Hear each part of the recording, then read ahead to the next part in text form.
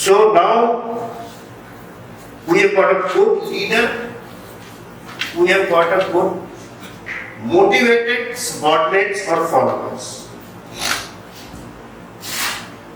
So that will comprise into madam. আপনাকে তো বোর্ডে অনেক আগে দেখেছিলাম, আপনি অনেক পরে না স্যার এই রুমটা বন্ধ হয়ে যাবে বলে ভুলে গেলাম। নো হ্যাঁ সো ম্যামকে বলতে দিন বলুন কি প্রশ্নটা হলো that now we have got a good leader, people who are motivated, so then that will conjure up to make what? Teamwork. Teamwork, good teamwork. Good teamwork, a good team. Good team. হ্যাঁ sir আপনি কি বলছেন? Sir, actually, দুটো session দুটো part শুনলাম তো একটু আগে যেটা if you don't mind. আমি বলছি বলুন। সেটা হচ্ছে যে you were talking about leadership. Yes sir. I was listening carefully. Do you think leaders have moral boundaries? Do they have moral boundaries, like do they have to consider morality also when they take decisions? Like we were talking about corporate leaders, we were talking about army officers, you also mentioned my reference of Hitler yesterday. Do you think a good leader has got moral obligations? Should he have moral obligations? Yes. How? Now coming on to a leader having moral obligations. What did I mention about two things? Communication, situation.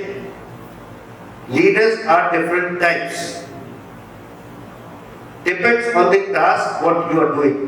We are here talking about good tasks. We are not talking about the team of Dawood. They are also a team. They are working in teamwork, but then they are working with fear psychosis. If Dawood doesn't like his number 2 slave, उसको टपका दिया. So yes, what I am trying to teach here और करने हैं is with moral values, with a positive attitude for the betterment of the organization of your nation. When in the corporate or even Hitler that we spoke about yesterday, he was wanting power, but then what did he want at the end of the day? That Germany should be number 1 in the country, world. That was what his aim was. Yes, in the bargain he becomes ever powerful, but then everybody in the Allied forces ganged up against him, and so it has to have moral values. When you are thinking for good things, you have to work with ethical and morality so that you are an example to your team. Yeah, I got your point, sir. Thank you. Like yesterday, you talked about taking the right decision at the right moment. You mentioned Manik Shaw's decision, what he said to Indira Gandhi. So at that time also, he was a leader. When Hitler came, he was also a leader. Who?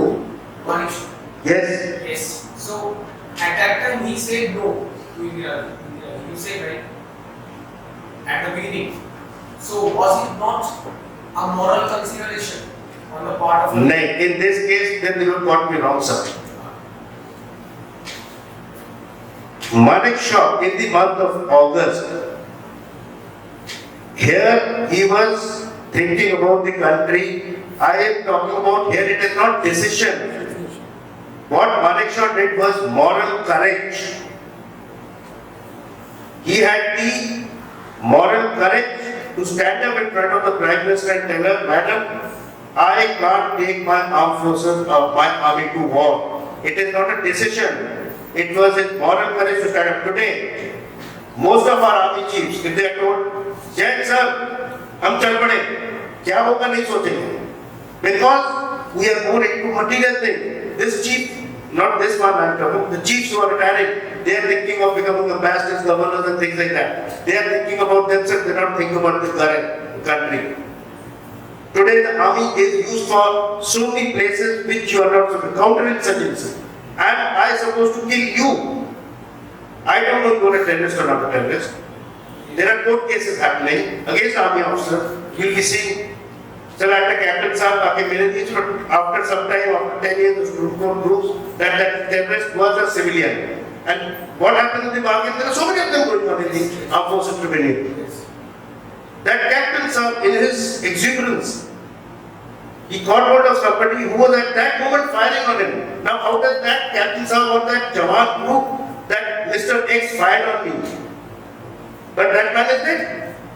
And in the courts, today the judiciary is the prime thing. They have proved that yes, he has shot him. So what happens? This soldier becomes a murderer. Not a soldier who was defending the country. That is why I always say counter-insurgency is not the correct method. The paramilitary do it. We are not here for the police jobs. We are here to kill the Pakis, the Chinese. So what Manisha did was his moral courage, not a decision. Because he considered in mind, eight pluses minuses are. And he took a decision and morally he said, yes, madam, we chale, karenge. Bangladesh wouldn't have been there. And another 62 would have been created. I gave you two examples that day. The chief at that time, I will not name him, beat it up.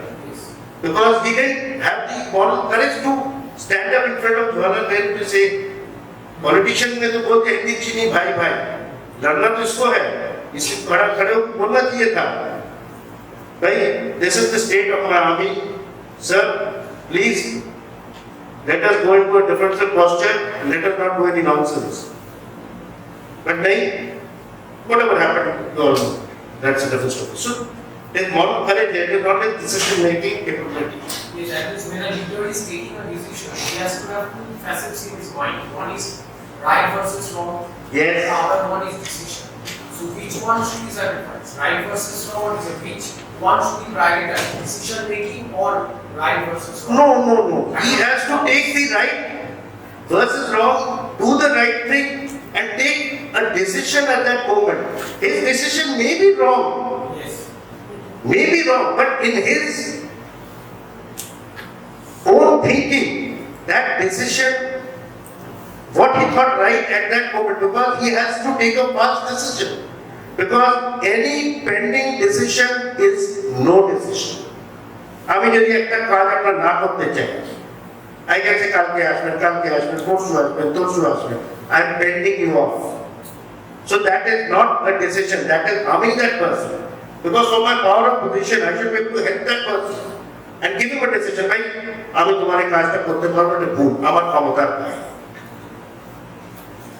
So that person knows that he করবে না কাজ, এই রাজপাটে ঘুরে না, instead of jurying that person. But if I say yes, करना है, why yes, आ जाओ, এই ডকুমেন্ট গুলো কালকে নিয়ে আসবেন, আমার এই লোকটাকে বলে দিলাম. So that is a decision. Right or wrong is in his judgment. In your judgment, something is right, wrong for me. If it is wrong for you, it may be right for me. So it is our way of working styles. Right, sir? And one more question. Yes, sir. Sir, as you are into this particular field of imparting life skills, practicing life skills, how do you think the concept of leadership is changing? How is it evolving over the years since you are in Indian Army? And if you say everything, if you take power-based leadership, power-based leadership, fear-based leadership, whatever you say, how do you think the concept of leadership has changed over the years? Okay. In the last 10 years? In today's world, leadership, again, you will have to change with times as a leader also. There was a time, we are an armed forces family. My father was in the army, my younger son is also in the army. When we were kids, army was a different ball game. Today, when I went through, it was a different ball game. and what my son will go through is totally different. Today, a Jawan with technology, material needs, is not ready to listen to everything that I tell him or my son tells him. But in my father's time,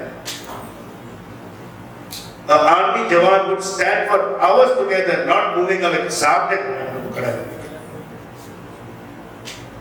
He will not think twice. The Gurkha soldier at that time, if you pat him, he is the deadliest man. But if you tell him, yaar tu to kaddu hai, he used to feel offended. He said, मेरे को गधा कद्दू समझ रहा है. But today if you say, तू कद्दू, ऐसा है छोड़. So that is the changing time. My leadership style also has to change. And when a person is growing up with your experience, you can know whether that person's leadership traits are increasing or not. When you are tasking him, when as a commanding officer I have 20 officers, out of them some are middle level, some are junior level. You can make out by giving a task कि यार Mr. AB को कोई काम दिया, Mr. CD को कोई काम दिया, the difference between them with experience. Right, sir? Can I proceed? Yes.